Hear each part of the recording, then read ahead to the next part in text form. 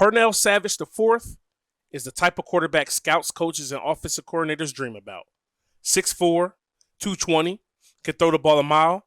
Not fast, but can extend plays. But that's pretty much where the positive's in. To be honest, the kid is pretty much a project. Accuracy is often absent. Decision-making is questionable at best. No real feel in the pocket. And like most strong-arm quarterbacks, he thinks he can fit the ball into any window. Pernell didn't start until his senior season, and a lot of teams pulled their offers due to Pernell spending his summers in the AAU hoop circuit instead of at top quarterback camps around the country. So his commitment to football was often criticized. With all of this, Pernell opted to dedicate a summer to football and football only. Going into his senior season, he dominated every 7-on-7 camp there was. But all of those red flags were still there. It wasn't until Pernell and a few friends joined one last 7-on-7 tournament unaffiliated just for fun. No jerseys. They just took black Sharpies and drew numbers on the back of white t-shirts. They flew through the entire bracket until eventually losing to Cam Newton's team in the championship. It was there and then Pernell walked away with an offer and a full ride to the University of Hawaii. The confidence and swagger associated knowing that he would be a D1 quarterback carried well into his senior season, and he will lead his team to the New Jersey High School State Playoffs. Welcome to the first round. We have Camden versus North Bergen, and Pernell's going to get off to a fast start as he hits Wynn on a little hitch route. Later on in the drive, we're going to go to Wynn once again on a corner route. He's eating against his man, and we're going to celebrate it. Now here we are in the red zone, going to Gio Sadia, and he's going to get down short of the 10-yard line. 2nd and 10, Pernell's going to hit Craig Ostrander for an 11-yard touchdown.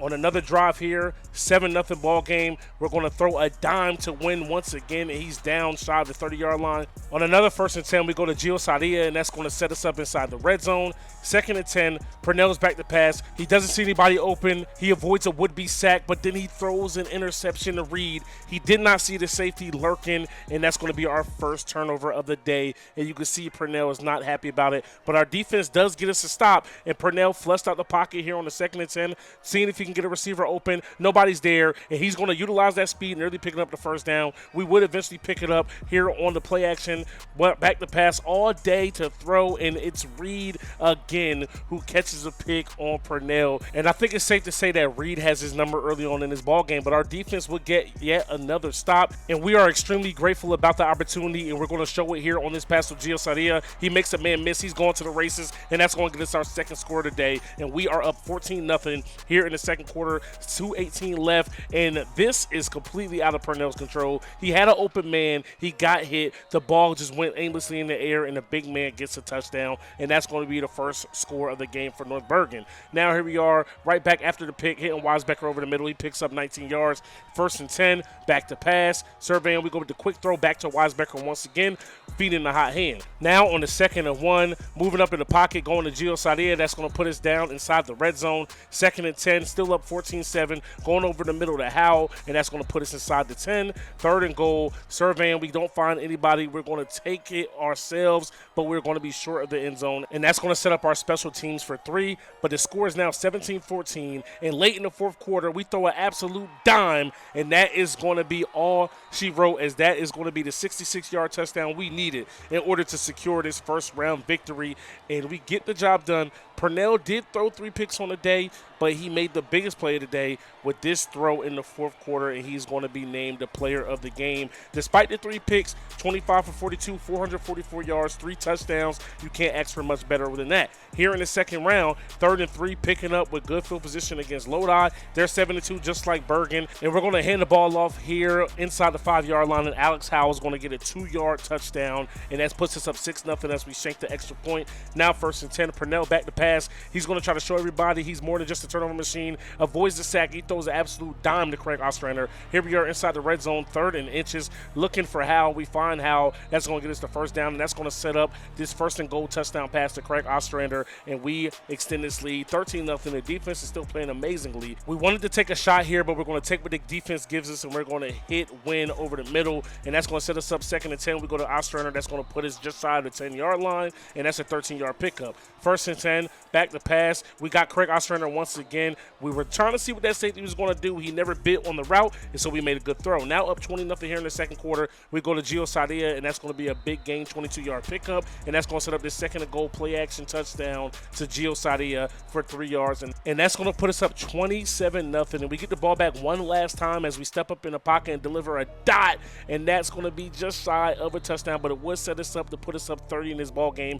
and we never look back as we get a big-time second-round victory, and Purnell will have a game of a lifetime, 34 for 42, 478, and 5 touchdowns, and with our defense scoring first here in the semifinal game, they got us set up pretty nicely, and our first pass of the day is going to be a dot to Theon Wynn for 31 yards. Now we're on the 1st and 10, surveying, we don't see anybody open, we're going to use our legs, we're going to get down for the first down, and here we are, 3rd and goal, and we're going to have to use our legs again as nobody's able to get open. Can we beat the defense to the pylon? We do, and we are going to extend this lead to 2 scores.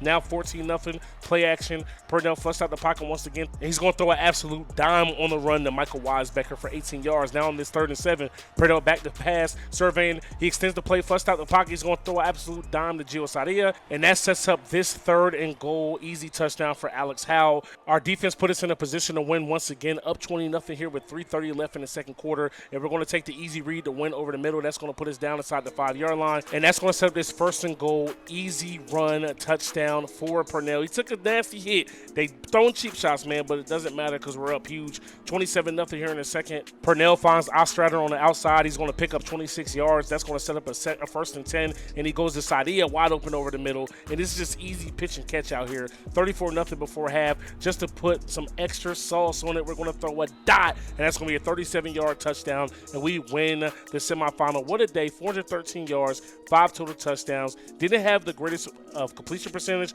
but we're going to the ship. Now, the Rutgers Scarlet Knights are now starting to show some interest in us, trying to steal us from Hawaii, but we are loyal. We're going to remain with the team that showed us love. Now, here we are at Rutgers for the New Jersey State Championship, taking on Cranford, who went 9-0 this season. 1st and 10, this is our very first drive, and things are not going to start off well as we throw an interception to Williamson, and that is not what we wanted for our first play in the state championship. Defense gets a stop, and off of the play action, we're going to take a shot deep, and we're going to let them know we are not afraid to go back to the air just because we threw an interception, and we're going to get a big time 87-yard touchdown pass. Now our defense gets another stop. They're going to start us off in plus territory. We go to Win on a hitch. He makes a good catch. 3rd and 11, back to pass, delivering a dot. Way to get open by Weisbecker. Way to show the pocket presence. And on the 1st and goal, we're going to go with a play action, and we're just going to slowly wait for Weisbecker to get open for an easy 3-yard pitch and catch. Up 14-0 here in the second quarter. We're going to go to Ostrander on the outside, breaks the tackle, but he gives out of bounds.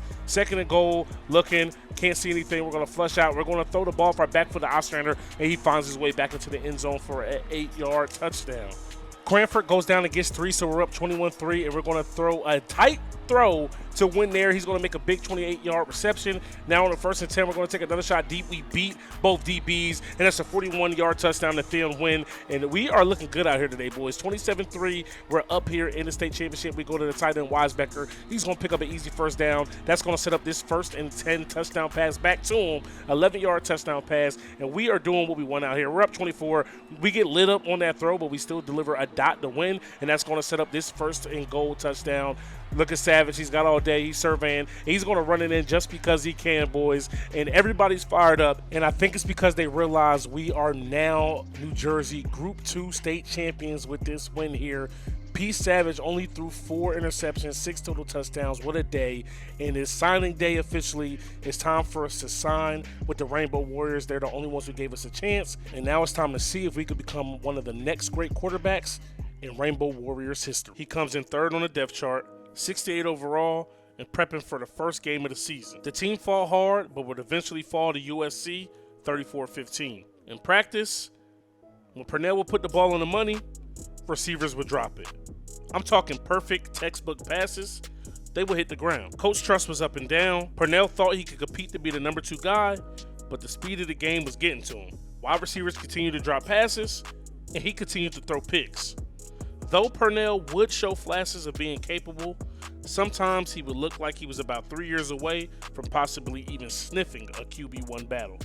At this point, the team is 0-4, and although things don't look like they're going to change soon, Purnell's getting a little bit better, gaining experience. It seems like he's going to be making a huge stride soon. In our 6th game of the season, we were in a close 4th quarter matchup going up against the UNLV Running Rebels, 10-10 with 2 minutes left in the 4th quarter. The defense would get a huge stop here on 3rd and long, and that's going to set up the UNLV Running Rebels for a field goal. The UNLV squad will knock through the kick that will put them up 3, but that will leave our offense with 2 whole minutes. But on 2nd down with less than 2 minutes left, Braden Shager is going to go ahead and take a shot down the field, and that is going to be a pick caught by Holloway, and that will effectively end all hopes that we have of winning this ball game. And as you guys probably thought, the season continued to get worse, but we would end on a high note getting the dub versus the Army Black Knights. Now, even though the season was soon to be coming to an end, all of our hard work would eventually play off as we have finally earned a chance to battle it out for that number 2 spot. Now, at the end of the season, this probably doesn't seem like that big of a deal, but it is, with all 3 quarterbacks set to return for the next season. But things would not be sweet as we would struggle here, man. And I honestly feel like Coach was sabotaging me. Like, why the hell are we running goal line fade from the 40-yard line? And even when we would manage to make a semi-great play, you guessed it, our wide receivers continue to drop the ball. So position battle number 1, you guessed it, we failed. Now, position battle week 2 would fare to be a little bit better as we throw the ball and score a little bit more points. We only had 600 total points. This time, with 3 attempts left, we already have 820, but we still need 1,800 as we hit Jackson over the middle there. That's going to leave us with 2 more attempts. Coach continues to call the same exact play. Our wide receivers aren't getting any separation. Our O-line is barely blocking, running for our lives, and we throw a pick. So attempt number 2, fail. Now, attempt number 3 will be a little bit more promising than them all, but we still need a lot of points as we throw the dot to Pinoki on the sideline. That gives us 10-15, but I don't think there's any play we could run here that's going to give us another 785 points, and we lose the position battle once again. Now, we're going to end our freshman season as a 71 overall. Pretty slow. We got that good throw power, but the accuracy is what's going to continuously hold us back. We're going to come into season 2 still battling out for that number 2 spot, and hopefully, eventually, we could work our way towards QB1. Now, I don't know if you guys remember or not, but Purnell played very high-level high school basketball back in Camden, New Jersey. He was on the same team as DJ Wagner and Aaron Bradshaw. Now, ever since about the middle of the football season, Purnell was able to talk to one of the janitors to leave him a key. That way he can get into the basketball gym and get some shots up to release some stress. Basketball was Purnell's first love, but he always happened to be the man in football. Because growing up with DJ Wagner and Aaron Bradshaw, he was always pretty much the third wheel. So when he took football serious, that was his out of Camden. But your first love is never something that you just quite get over. You still want to do it night in and night out, or at least whenever you have spare time. Because sometimes you got to keep the main thing, and right now the main thing is trying to become the starting quarterback for the University of Hawaii. Now, one night, per usual, Purnell was in the gym late, getting up some shots, minding his business, when one of the Hawaii basketball players popped in and said, "Hey, we need the court. We got to get some shots up. You know, a team on campus that actually wins games." Now, Purnell, being as confident as he is, he looked the dude square in the face and said, "Dog, if I tried out for the basketball team, I'd take your spot." The dude looked at Purnell and said, "Yeah, all right. Walk-on trials is coming up. I expect to see you there." Now, of course, with Purnell being the competitor that he is, he showed up all right. And not only did he show up, but he showed out. He showed everybody his ability to score the ball. He played good defense. He had good hustle. He was getting to the rack. He was athletic. But little do a lot of these guys know, Purnell was actually offered a spot on the basketball team when he was recruited to play quarterback. But he told the coach that he wanted to focus on football and football only. But that changed when he was challenged. And even when they tried to start the double team Purnell, he showed his IQ and he made the right play. His IQ as a quarterback and both a basketball player outshined a lot of guys who were on scholarship. It actually looked like Purnell just might have been a better basketball player than he was a football player. Basketball seemed like he moved a little bit more naturally. Now, the game was only supposed to go to 21, but the coach was enjoying seeing Purnell play so much, he wanted to see how his guys were going to respond. A lot of them were frustrated. A lot of them didn't really know how to handle it. And honestly, a lot of guys just couldn't believe they were getting their cheeks clapped by a football player. Now, Purnell was doing every little thing you want a basketball player to do out there. He's scrappy. He could run a pick and roll. He'll play defense. He was getting to the basket. He wasn't settling for threes. He wasn't trying to make the highlight play. He was just doing efficient things on the court to help his team win. Now, the coach eventually capped the score at 50, and here at 49-47, Purnell will go with a pick and roll, get to the basket, easy lay, and he's going to put his team in a position to win this basketball game. But much like on the football field with his receivers, his teammates let him down, and they lose this one 51-49. Now, Purnell would end the game with 27 points, 4 rebounds, 4 assists on 13 of 24 shooting, just 1 for 5 from 3, but he got into the lane to get 5 dunks. He was responsible for 37 of the 47 points. And the dude that was talking crazy to him, let's just say, he didn't have the craziest of games. Now, even though Purnell wasn't able to join the team until football season was officially over, he was able to crack the rotation. Now, right now, the Rainbow Warriors are sitting at 7-4, and Purnell's debut is going to be up against the Memphis Tigers. Now, Purnell was unable to take Freiberg's spot just yet, but that's mainly because he couldn't be with the team. But he's going to find his way in the rotation, getting just a little bit of minutes. Coach doesn't really want to rush him into things. He knows that he's in shape due to football, but he wants to get him in basketball shape before he throws more at him.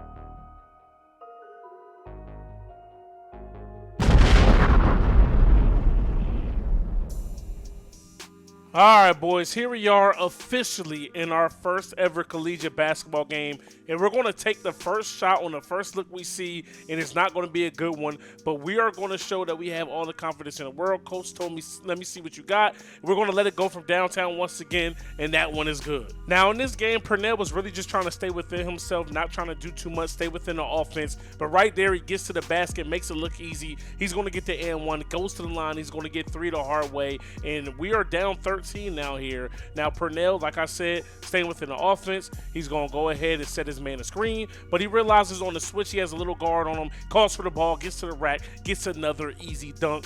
Purnell's playing above the rim here today, and he's surprising everyone who was unsure what he would be able to do out here, but this time he pays for his aggression, and that one is blocked out of bounds. We're working on the pick and roll here once again. The bigs are too slow. We get to the rack. Now, coach right now is playing Purnell in like a 3-4 hybrid, not really sure why. Here we are calling for the pick and roll once again. We don't get what we like. Getting the pick one more time. We go the other way of the screen, get into the rack, another easy dunk. We got a handle. We're not the quickest, but we get to the spots and we know how to not waste energy or movements every time we have the ball in our hands. Now here we are off the screen, way downtown once again. That one is off. Our man gets the board, kicks it back out, 2 for $1 early release, but we still get it to go. We're still getting blown out in this game, man, but we're going to have fun with it. We got 17 here in the first half, working with a guard on us once again. Too slow, too little, and we get to the rack. That's 19 in this half right now. And remember, coach isn't trying to give Purnell a lot of minutes because he wants him to get his feet up under him. And right here, our point guard is playing amazing defense. We're running the break. He kicks it to the wing. We call for the lob. We slam it home, and we make an amazing highlight play on our very first game. I mean, you can't ask for any better debut right now. And as this half is coming to an end, we call for the screen roll once again. 2 seconds left on the shot clock. We get to the rack, high off the glass. What a finish. But one thing I can say is not every storybook has a fairy tale ending, as we're going to get caught with a putback here. We didn't box out and we paid for it, and we're going to go into the half, and we are leading all scorers after this first half right now with 23 points. Jalen Duren is killing it for Memphis right now with 22, but he's expected to do that. Nobody expected Purnell to do what he's doing right here. And starting off the second half, because we're on fire, watch this move off the block, the spin, pump fake. We get 2 up in the air. We get the left-hand lay, and that's going to be our last shot of the ball game as we get absolutely smashed out here. P. Savage had 25 points. We had some help from our teammates. We scored 100 points, but in the end, with the 130 Memphis scored, it was nothing we could do to combat that. So Purnell's debut is going to end on a sour note, but he proved to everybody, including himself, that he could hoop at the next level. So far this basketball season, everything has been pretty solid for the most part. I'm getting my legs up under me, and although I'm still coming off the bench, my impact simply can't go unnoticed. We're playing one of the toughest teams in the country in Kentucky, and I'm still getting to my spots, knocking down shots, and I hate to be that guy, but the game just seems to come easy to me. Being a quarterback makes it easier to see the floor well, and despite my lack of speed on the football field, my quickness does the trick on the court. We would end up pulling off a huge upset against the Wildcats, and that would be my last game on the pitch count. I've been playing well enough that coach finally inserted me into the starting lineup. I mean, hell, I haven't even started a football game yet, and my first start on college campus is as a basketball player. It was just an added bonus that the game happened to be at home. I was having my way out there versus Tar Heels, getting to the basket, catching bodies, dunking on people, coming off of screens, knocking down shots, you name it, we were getting it done. I was having my way out there, getting to the rack, finishing through contact, but later on in the game, there was one play we were on the break, breaking down the defender, getting to the basket, we catch a mean dunk, but we land awkwardly on our legs. We fall down to the ground, we get up, we finish the game, but we're walking gingerly. We were unable to finish the game, and we end up losing to the Tar Heels by 3. I don't think the injury is that big of a deal, but the game was nationally televised. X-rays would come back negative, and I would have to miss 1 to 2 weeks. Well, at least I thought. You see, my football coach got wind of the injury, sat me down in his office, and gave me an ultimatum. He said, "Pernell, you're at this school on scholarship to play football. Your best ability is availability. And if you're not available to play the sport that got you here for a free education, then son, I simply don't need you on my football team." You see, once again, I was hit with the ultimatum of choosing between football and basketball. But if it's one thing my pops taught me as a young man growing up, you never bite the hand that feeds you. So as much as I still want to hoop, I have to bite the bullet and take care of those guys that believed in me in the first place. We would heal up nicely and come into camp fighting for the number 2 quarterback position. And no matter how hard our teammates tried to sell us, we would fight through adversity and eventually end up winning the spot. Now, our first collegiate appearance would eventually come out on a field goal during holding duties, but hey, perfect hold, we get to 3. We would eventually lose our home opener to UW 38-10, but one thing that showed me was that QB1 position wasn't necessarily out of my reach this season. We got in during a blowout game versus Oregon State, once again at home, 46-3, and I think I wowed and impressed everybody in the rain as we rolled out of the pocket and delivered this tight throw to our running back out of the backfield. I thought I had my first collegiate touchdown with 3 seconds left in this ball game, but of course, my teammates sold me. 6 games into the season, I will finally get my shot. Coach has officially offered me a position battle with our QB1. Things will be a little bit shaky at first, but we will eventually settle down, and to my surprise, my teammates were even out there to help me make plays, and we just wanted to keep things simple and take what the defense gave us, and at that point, we officially won the job. Now, our first official start will be against a 1-4 Purdue team, and the same principles that applied in a position battle apply here. Take what the defense gives you, and don't try to do too much. We would cap off our first ever collegiate starting drive with a touchdown pass to our receiver on the outside. And on our second drive ever as a starter, we throw touchdown number 2.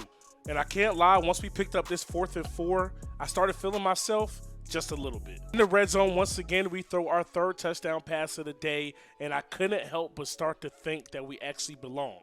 I mean, hell, I was pretty much doing everything I wanted out there, outrunning linemen, outrunning linebackers, picking up first downs with our legs. And after touchdown pass number 4, this was pretty much my job to lose. We would end up losing my starting debut because our defense couldn't stop a Pop Warner team, but the football gods giveth, and the football gods taketh away. In our second start, we struggled out the gate.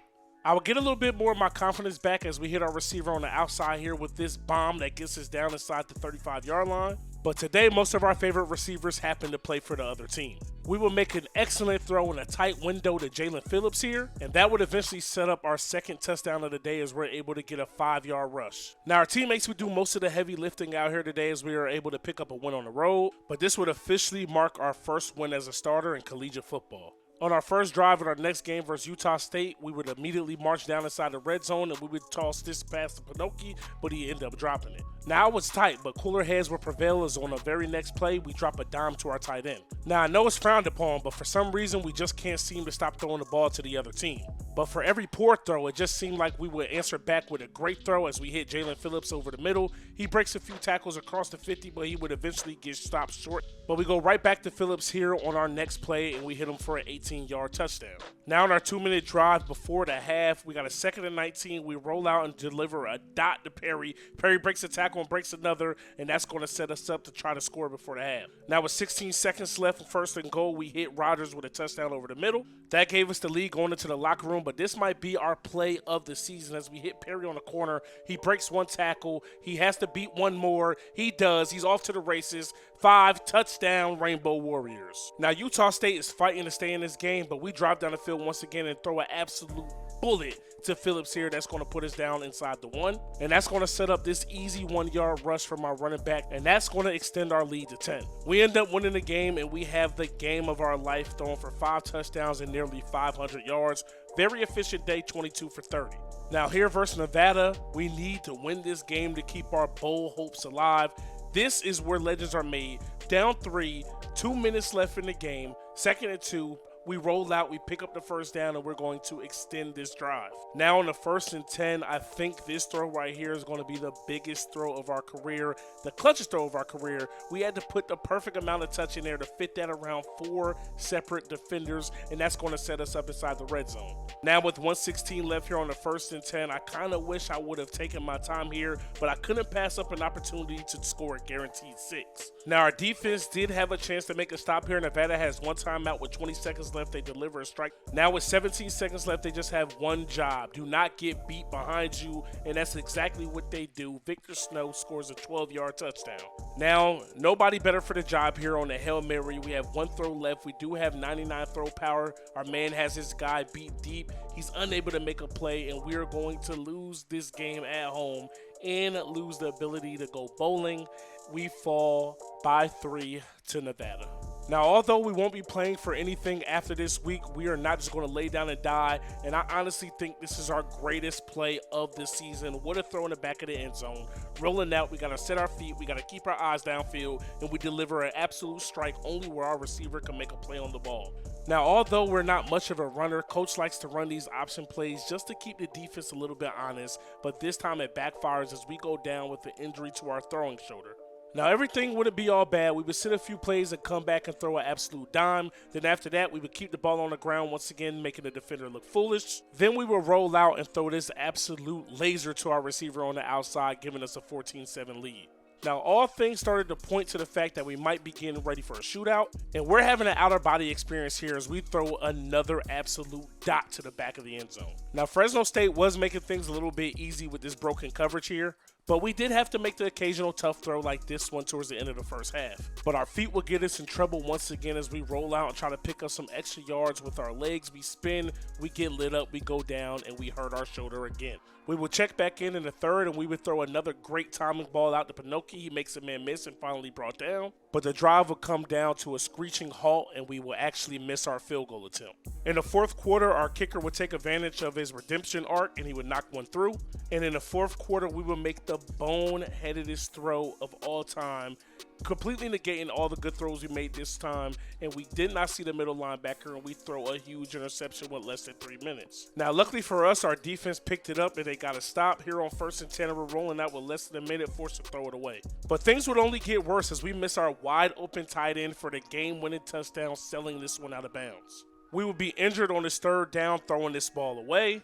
And as head-ass as our coach can be, instead of settling for 3, he's going to go for it here on 4th down, and we get sacked to end the game. Now, we will end our first season as a starter under 500 at 2-4, the same as Cam and Cooper, but at least the team got better and we won more than 1 game this season. We started the same amount of games as Cooper this season. Both of us started 6 games. We both went 2-4, but our numbers were exceptionally better than his. Now, going into our 3rd season, the QB1 position is our job to lose, but I got a feeling we're going to turn it up just another notch in Season 3. For the first time in my career, I'm coming into the season as the undisputed quarterback 1. After back-to-back failed seasons, we have a new coaching staff, new personnel, and things are just a little bit different around here. I mean, my wide receiver core is filled with first-time starters and people who just never really got that college experience, and my O-line, I've seen better. But as far as my personal development, I'm locked in, fully committed, and I'm ready to go. We start off this season in a rainy Washington State, and this new coach loves to run the ball a lot, and I feel like he's putting me in harm's way. My job and the reason why I came here was to drop dimes like this one to our receiver wide open over the middle. The game has finally started to slow down to us, and we are making tight window throws like never before. We would cap off our first drive of the season with our first touchdown pass of the season to Jeff Johnson in the corner of the end zone.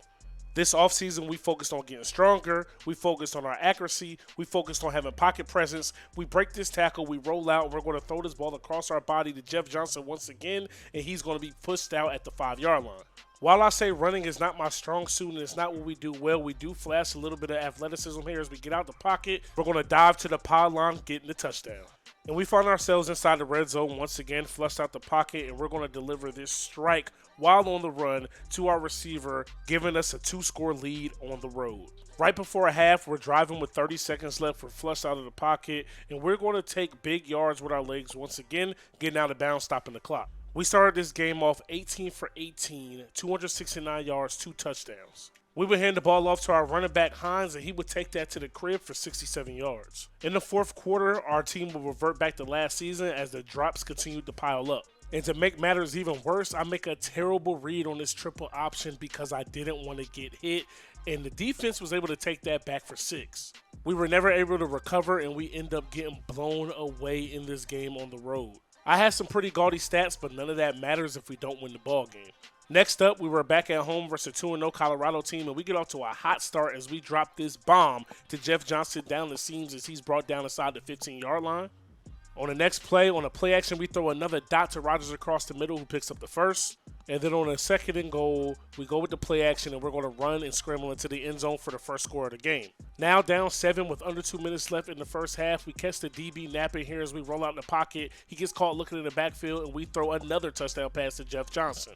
Now late in this first half, defense got us the ball back. What we do is strong arm quarterbacks do. We try to force the ball into a tight window, and that one is picked off by the DB Wiggins. This time our running backs got us down the field inside the red zone, setting up this 1st and goal. We're flushed out the pocket, looking for an open receiver, and we just throw out of the sack. Colorado looking for a goal line stand here, but we just wanted more as we score on the read option. Now, one thing's for sure, 2 things for certain. Our defense is going to give up points, so we have to score a lot.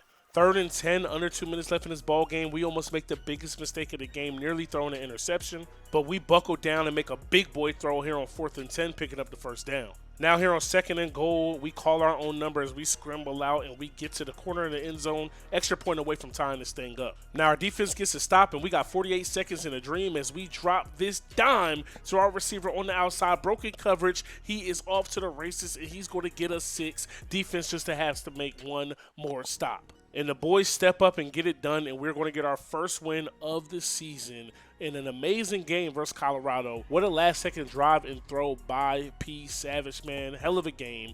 Throwing for 19 for 28, 380, 2 touchdowns through the air, another 3 on the ground. They say good things come to those who work hard, and that is showing on the field as our throw accuracy is now up to a 94. And Georgia Tech got to see it firsthand as we go up against the number 11 team in the nation, and we drop this dime to J.D. Rodgers.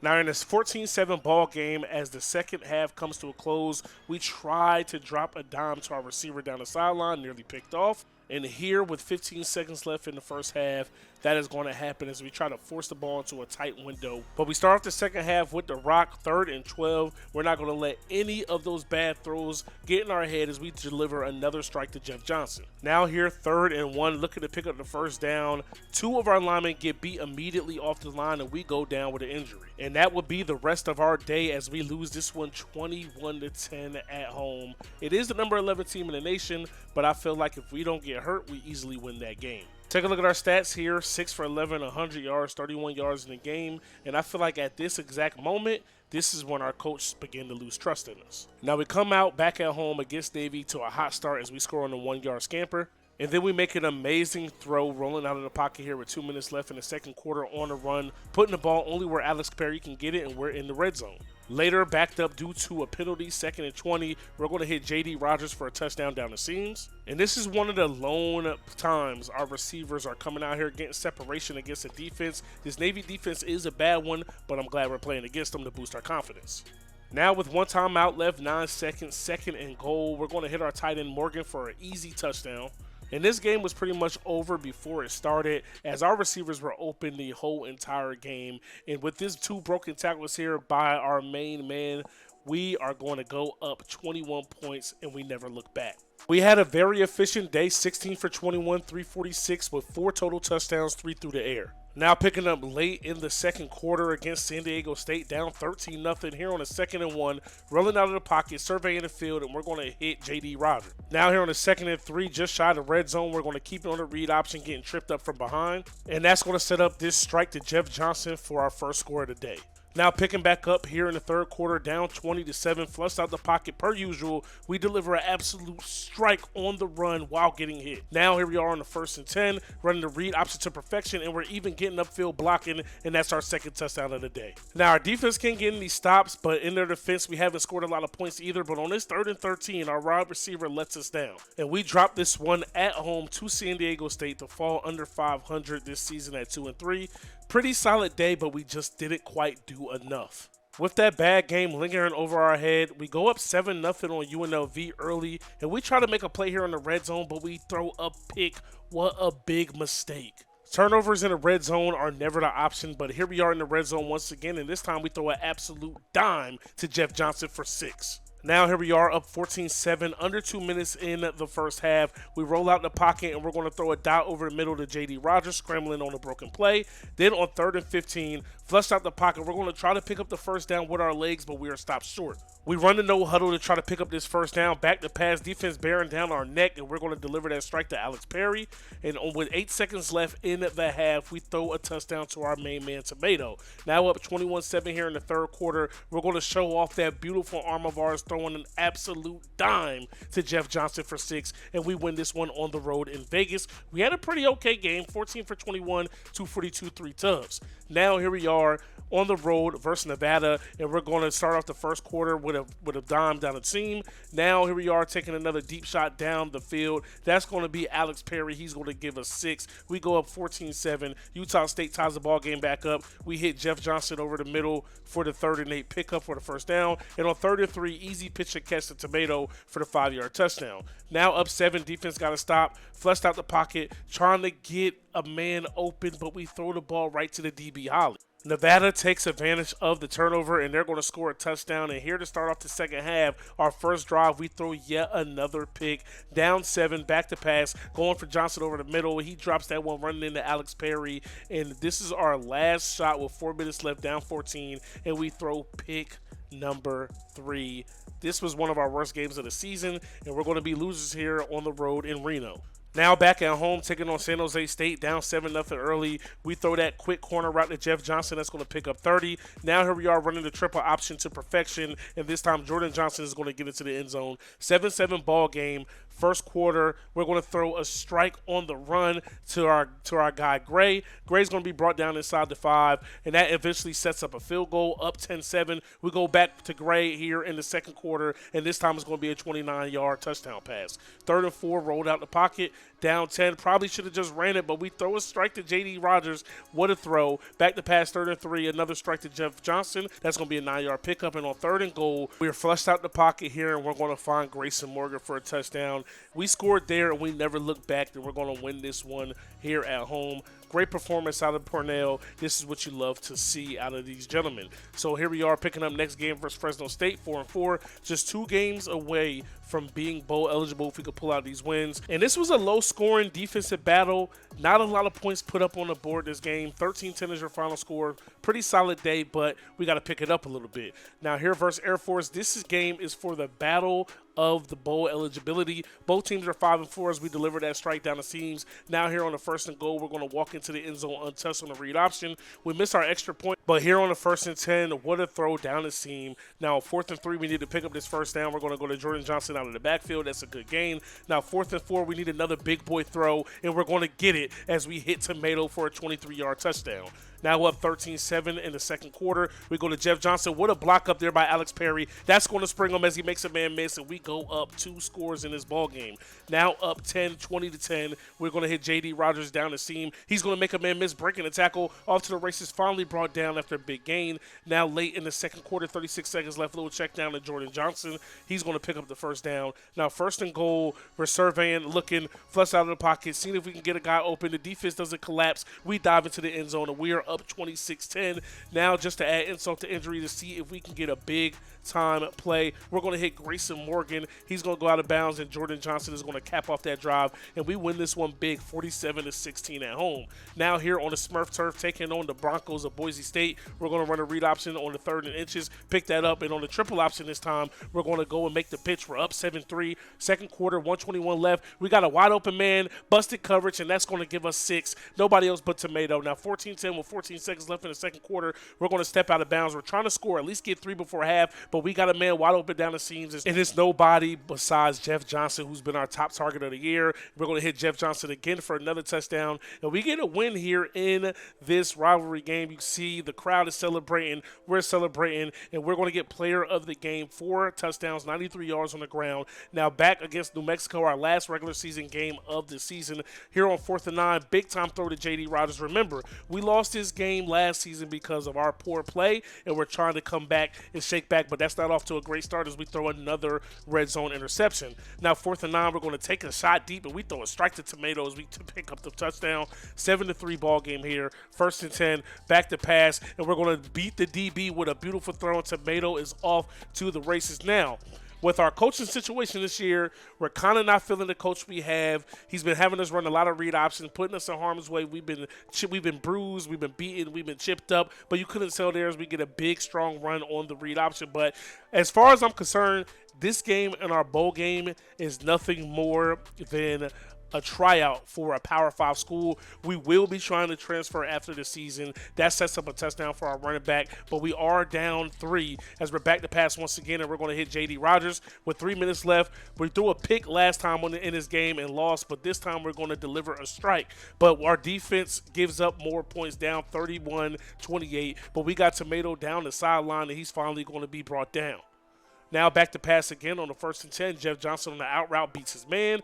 Now 1st and 10, rolling out in the pocket. We just want to be smart here because we want to make sure we get at least 3. Jordan Johnson nearly picks up the 1st down. Now 2nd and 1 with 58 seconds left. We got Grayson Morgan on a corner route, and that's going to give us the lead. But our special teams gives up a kick return for 90 yards. That only leaves us with 32 seconds left in this ball game. We lost this game last year with P throwing an interception, and we're going to lose for the 2nd straight season the same exact way. And with that loss, boys, we will not be in our conference championship, but we are going bowling, and we will be taking on Miami of Ohio in the Barstool Arizona Bowl. So, like I said, this game is going to be on national TV, just like all the other bowl games. This is our tryout to hopefully get a call from a Power 5 school because we will be hitting that portal. And this is a dime to Grayson Morgan down the seam in the middle of the field. Still 0-0 ball game, 3rd and 2. We throw a strike to J.D. Rodgers, and that's going to be an easy touchdown, 39-yard pickup. Now up 7-0. We're going to throw a beautiful corner route to Tomato. We got 157 yards passing early in this game. Jordan Johnson, we hit him on an angle route. Flushed out the pocket once again. Jordan Johnson lets us down. Still 7-0. We throw a strike to Jeff Johnson, and he's going to be forced out with 12 seconds left here in the half. And we're surveying another dot to Jeff Johnson. He's holding on to some tough catches. Flush out the pocket here with 2 seconds left, and we're just going to live to fight another play, and we're going to take our points going into the second half. Here in the second half, flushed out the pocket, we're going to try to take a shot on the run, and we didn't see that safety creeping. That would have been a completion had he not come over and helped his mans, but it is what it is. Still just a 10-3 ball game, and we're going to, one thing about P, with that strong arm, he doesn't care about interceptions. It does not waver his confidence. Take a look at the throw he makes there while getting hit hard by 2 different defenders. We're going to go to Rodgers here on the out route, on the corner route, 12-yard pickup. That's going to set up a touchdown for Jordan Johnson. And we are Barstool Arizona Bowl champions. So we only won 2 games last year, 3 games total the whole time we have been here. We've completely turned this program around. We are 8-5 to cap off this season. Take a look at our year. I feel like we're ready to go to the next level. Which school is going to take the chance on Pernell Savage? Even though my junior season at Hawaii ended on a high note and we ended up winning our bowl game, I just felt like there was more for me out there, and I was looking for somewhere to transfer. We ended up landing on Houston because they gave us the most opportunity to succeed. And for the first time in my college career, I had a special group of athletes around me, and with this squad, I really felt like we could do something special. And my readiness was immediately put to the test as we open up our season against Clemson and we complete our first pass of the game. But I was quickly reminded that this was the Power 5 and not the Group of 5, as the pass we usually complete at Hawaii is picked off here in the first quarter. But shout out to our defense for getting the stop, and we bounce right back later in the quarter and complete this dot to CJ Nelson. We go right back to CJ Nelson as we deliver a dime in between a tight window. And then to cap off this drive, we go to Cody Jackson for this touchdown pass on 1st and 10. Late in the third quarter, off of play action, we're going to look deep for Cody Jackson once again. He's behind the DB. He looks like he's off to the races across the 20 to 15, drop shy of the 10. After a few penalties, 4th and 20, coach opts to go for it, and that one's going to prove to be the right decision as we get 6 hitting Matthew Golden. This time our defense puts us in great position, getting a turnover, and we're going to go right back to Golden on the very next drive for another touchdown. We end up winning this game by 2 scores. Purnell ends up winning the player of the game. And against the number 2 team in the nation, Purnell and the Houston Cougars end up having their way against the number 2 Oregon Ducks. Purnell had himself a day as he hits his receiver there for a 43-yard touchdown. Purnell was responsible for 471 yards and 4 touchdowns as the Cougars get a big-time upset win on the road. Purnell and this Cougars offense will continue to dominate as they return back to Houston. They get a big-time win versus the Charlotte 49ers. Despite the rain here coming down in Texas, Purnell and these wide receivers put on an absolute show here in Houston. Now it's time to open up Big 12 play, and we're going to open up on the road in Kansas. And on our very first drive, Purnell's going to walk it in himself for 6. And Kansas pretty much just didn't have an answer for Purnell or the Cougars as they get a big-time win here on the road. Coming into our next game versus Kansas State, we know that we have a target on our back, but we're going to start this thing off with a bang as we hit Jackson over the top for a big touchdown to start off this ball game. And things continue to be on cruise control as we're going to get another late touchdown here in the fourth quarter going up 21. Things got so bad, the second unit came in just to nail the clock out. In our next game, things got ugly in Fort Worth as we win that one 52-21. Purnell threw for 4 touchdowns, and once again, our backups had to come in to finish the game. Now here we are back at home taking on a 2-4 Cincinnati squad, but we can't look past them. But we get off to one of our signature hot starts as we hit Golden over the middle for an 11-yard score. But in the third quarter, Cincinnati is not laying down and dying for anybody, and Purnell is going to throw a trash pick here to Jarman, and that's going to give Cincinnati the ball back. Luckily for us, our defense is like that, and this time we're going to find a wide-open Golden down the sideline as he steps out. And this time we're going to find Brown on a hitch for 6, and we go up 2 scores. Here later in the third quarter, we're trying to prove that it's levels to this as we're going to go over the top and beat the defense once again. Golden goes in for 6. We get yet another win, improving our record, and Matthew Golden has himself an absolute day. Next, we find ourselves on the road taking on the Cyclones of Iowa State, and this game proves to be a little bit of a dogfight. We take a lead late here in the first half with this strike from Purnell to Cody Jackson, and we're only up 3 late in the fourth quarter, but we're coming for the timeouts at Iowa State, and we pick up our first down with Drew Petty. Now with just 1 timeout left, Purnell Savage is going to call his own number here. He's going to pick up 8. And now on 4th down, even though the clock is running, we have to pick this one up to ice the game. And we do just that. Matthew Golden with a big-time catch. And although we didn't score a lot of points in this game, Purnell Savage was still responsible for pretty much all of our offense. And in the next game versus Baylor, Purnell and his offense looked to get all of those points back. Instead, they had their backs against the wall here in the fourth quarter, down 3, and Purnell has to put one of the best drives of his career together. Here on 2nd and 2, Purnell flushed out the pocket. He's going to find a wide-open Nelson. And then next on 2nd and inches, he's going to find a wide-open McCaskill as he walks into the end zone. Defense forced a turnover, and we find ourselves right back in the red zone, and McCaskill's going to take this one inside the 5. And then Big Purnell is going to walk it in on this quarterback sneak, putting us up 10 points, and that's going to ultimately give us the W. Now at 9-0, Purnell is finally getting some Heisman love as he finds his way onto the board. And Purnell was trying to prove everybody right here in this Texas Tech game, but once again he finds himself down, but this time he's going to deliver a strike to Brown. Brown is looking to not get caught, but he's dropped short of the 10. Then Purnell is going to commit a cardinal sin with a red zone interception to Horn. He's going to turn that run around back the other way. That's Purnell's second pick of the day, and Texas Tech has the ball back. But interceptions don't faze P as he's going to deliver this strike to Nelson. Nelson catches the ball. He's going to make 2 defenders look silly. He's going off to the races, and just like that, Houston is 1 extra point away from tying this thing up. Now here we are, a tie ball game late in the third quarter. Off the back foot, Savage is going to hit Brown, and that's going to set up this touchdown strike to Nelson in the back of the end zone. We would eventually run away with this one, and Purnell had another big game, 465 yards with 5 touchdown passes, despite the 2 picks. We get off to a fast start in Orlando on our next one, taking on UCF, and then it later turned into a track meet as we are up big in the fourth quarter, and this is an absolute dime in the back of the end zone by Purnell. And in our last regular season game of the season, a win versus BYU punches our ticket to the Big 12 championship, and I believe Matthew Golden knew that because this yak after this catch was insane. And I feel like this offense is going to be one of the all-time greats in this 1 year because another big-time play to Matthew Golden, and we absolutely obliterate BYU here at home. Heading into the conference championship game, Purnell sits at just 4th on the Heisman watch list. So P knows he has to do the unthinkable in this conference championship game if he wants to win the award. But we have to keep the main thing, and that main thing is winning this conference championship. We get off to our signature fast start, but this time it's going to be due to a Purnell Savage run from way out to put us up 6. Now here we are up 14 late in the second quarter, and Purnell does what a lot of big arm quarterbacks do. What is that? Try to make a big-time far throw on the run for no damn reason. West Virginia takes advantage of that opportunity, but Purnell answers right back with a strike down the seam. Now on 3rd and inches with 30 seconds left, Purnell's back to pass, and he throws a strike to Jackson. And that sets up this touchdown strike to Golden. That's going to give us points right before half. And we start off the second half with the rock right after scoring, and we're going to hit Brown behind the defenders. Later on in the drive, we're back to pass once again, and we're going to hit Petty down the seams, but he drops it. Facing a 4th and 10, Coach opts to go for it, and we're going to hit Guidry for the first down. And later in the drive, facing another 4th down, Coach opts to go for it again. Purnell switches some things up at the line, and he's going to hit Jackson for 6. They came, they saw, they conquered. Purnell Savage and the Houston Cougars are this season's Big 12 champs. The performance of the Big 12 championship was enough to win Purnell the Heisman Trophy. He also walks away with the Maxwell and the O'Brien. And this season's college football playoff looks quite different, with Penn State taking on Troy and Houston taking on Northern Illinois. As expected, Houston in this offense is going to strike first as they go up 6-0 late in the first quarter. Now here we are late in the first half.